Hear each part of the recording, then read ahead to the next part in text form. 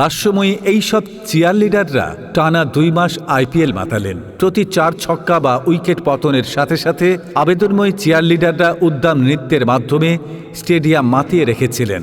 Europe থেকে এইসব চিয়ারলিডারদের ভাড়া করে আনা হয়। প্রশ্ন জাগতে পারে, কেমন খরচ করতে হয় তাদের পেছনে।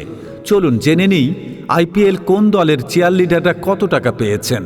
চেয়ারলিডাররা অনেকের কাছে চেয়ার গার্ল নামেও পরিচিত।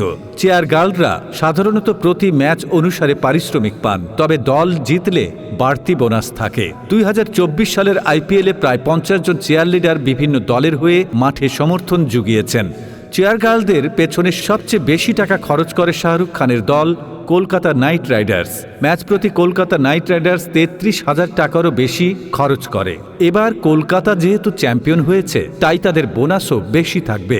সবচেয়ে আকর্ষণীয় চেয়ার গার্ল দেখা যায় রোহিত শর্মার মুম্বাই ইন্ডিয়ান্সে। প্রতি ম্যাচে ২৬,০০০ পারিশ্রমিক পেয়ে থাকেন মুম্বাই ইন্ডিয়ান্সের চেয়ারলিডাররা। বিরাট কোহলির দল রয়্যাল চ্যালেঞ্জার্স বেঙ্গালুরুও খুব একটা পিছিয়ে নেই। তারাও ম্যাচ প্রতি ২৫,০০০ রুপি পারিশ্রমিক দেয়। এরপর Rajasthan Royals chair girl match প্রতি ২০,০০০ রুপি পেয়ে থাকে।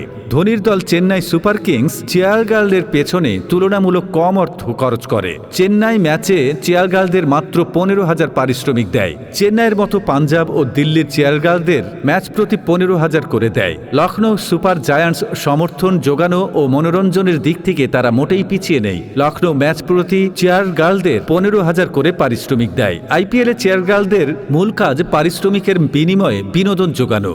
কিন্তু এই চেয়ারলিডার ইস্যুতে একবার আইপিএলের সোনালী ক্যানভাসে কালো আঁচড় পড়েছিল। আইপিএলের চতুর্থ মৌসুমে দক্ষিণ আফ্রিকা থেকে গ্যাব্রিয়েলা পাসকুয়ালতো নামের একজন চেয়ারলিডার আসে। তিনি কিছু ক্রিকেটারের বিরুদ্ধে অশালীন আচরণের গুরুতর অভিযোগ আনেন। ম্যাচ শেষে পার্টিতে তার সঙ্গে ক্রিকেটারদের কিছু আপত্তিজনক ব্যবহারের কথা তিনি জানান। পরে তাকে আইপিএল থেকে বরখাস্ত করে পুরো ব্যাপারটা ধামাচাপা দেওয়া হয়েছিল। তবে ধামাচাপার চেষ্টা সফল হয়নি। বিতর্ক যেন বাতাসের বেগে ছড়িয়ে পড়েছিল। সেই থেকে আইপিএলের চেয়ারলিডারদের নিরাপত্তা নিয়ে প্রশ্ন ওঠা শুরু হয়। এছাড়া চেয়ারলিডারদের বেতন কম দেওয়া এবং তাদেরকে বাজে প্রস্তাব দেওয়ার মতো অপ্রত্যাশিত ঘটনাও ঘটেছে। ভারতে পারফর্ম করতে এলে অনেক চেয়ারলিডারদের লক্ষ্য থাকে বলিউড।